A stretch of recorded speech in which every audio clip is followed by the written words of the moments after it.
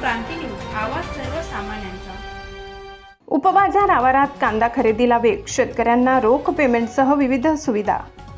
कळवण कृषी उत्पन्न बाजार समिती अंतर्गत असलेल्या अभोणा उपबाजारात सध्या कांदा खरेदीला चांगलाच वेग आलाय। दररोज 2 सत्रांमध्ये लिलाव होत असून शेतकऱ्यांचा मोठा प्रतिसाद मिळत आहे।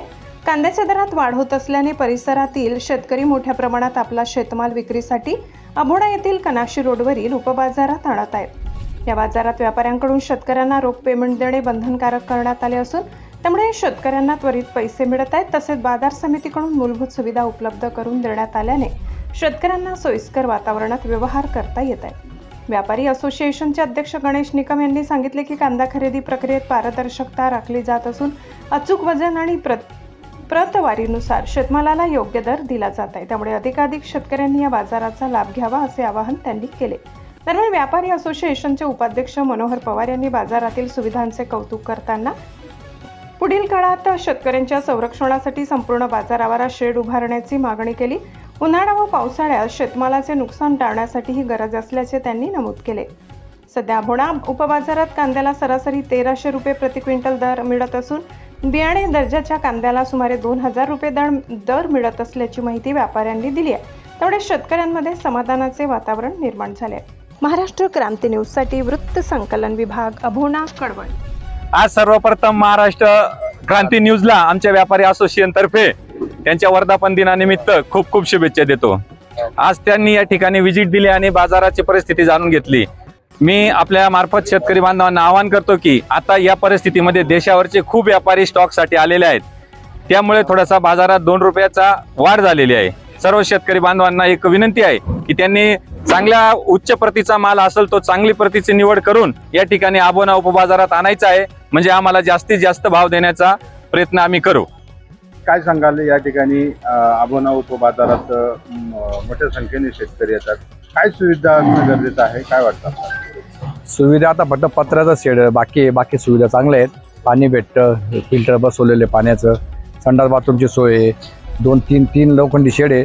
अजून पत्र्याच्या शेडची मागणी आहे, तेवढी संचालक मंडळाने पूर्ण करावी ही आमची व्यापाऱ्यांची मागणी आहे। या ठिकाणी मोठ्या संख्येने शेतकरी येत असतात, तर त्यांचं रोख पेमेंट असेल किंवा मग इतर अडचणी असेल, आपण कशी सोडवू? फक्त कधी बँकेचा प्रॉब्लेम आला तरच पेमेंटचा प्रॉब्लेम येतो, नंतर रोख पेमेंट आहे। रोख पेमेंट शिवाय माल घेत नाही व्यापारी। घेतलं कोणी तर ते सापडा, त्याला 15 दिवस त्याची बोली बंद केली जाते। कुठून आलं? आम्ही मोबाईलहून आलोय इथं या मार्केट अभोणा सरकारी मंडीमध्ये। काय भाव कांदा जातोय? इथं 1500, 1600, 1700 क्वालिटी पाहून 2000, 2100 पर्यंत पण जातो, पण क्वालिटी मालाची पाहून बाजार होतो। पेमेंट रोख मिळलं जातं आणि कुठली काही खळखळ होत नाही। आणि जे कर्मचारी आहेत आपले सरकारी मंडीमध्ये ते सगळे रोख पेमेंट देतात। इथं व्यापाऱ्यांचं कसं वर्तन? व्यापाऱ्याचे वर्तणूक चांगली आहे। इथं कसं रोख पैसे मिळण्याबद्दल म्हणजे का त्यांचं धन्यवाद आहे। साहेब मासोली फाटा पाळे देवराम माधुकर, बोला। कसा भाव मिळतो या मार्केटला? भाव व्यवस्थित मिळतोय, कारण इथे 2-3 मार्केट आहेत, त्याच्या लेवलने सगळं व्यवस्थित काढतायत। रोख पेमेंट वगैरे कसं मिळतं? नाही, पेमेंट विषयी बी काही आतापर्यंत कुठली तक्रार आलेली नाही। थोडंफार इकडे तिकडे होतं, परंतु तक्रार कुठलीच आलेली नाही आतापर्यंत। व्यापाऱ्यांचं वर्तन कसं? व्यापाऱ्यांचं वर्तन सरळ आहे, सगळे मिक्स व्यापारी आहेत। अभोण्यामधून काय या मार्केटला कसा भाव मिळतो, काय सुविधा आहे, काय सांगा? चांगली सुविधा आहे ना इथं, मार्केटला सरासरी चांगली आहे इथं। व्यापाऱ्यांचं वर्तन कसं असतं? चांगलं आहे, मार्केट कमिटीचं नियोजन कसं आहे? व्यवस्थित आहे, सगळं नियोजित व्यवस्थित आहे त्यांचं। रोख पेमेंट वगैरे मिळतं? हो, रोख स्वरूपात ते पण। आता सध्या काय भाव चालू आहे? सरासरी 12-13 ते चालू आहे, 2000।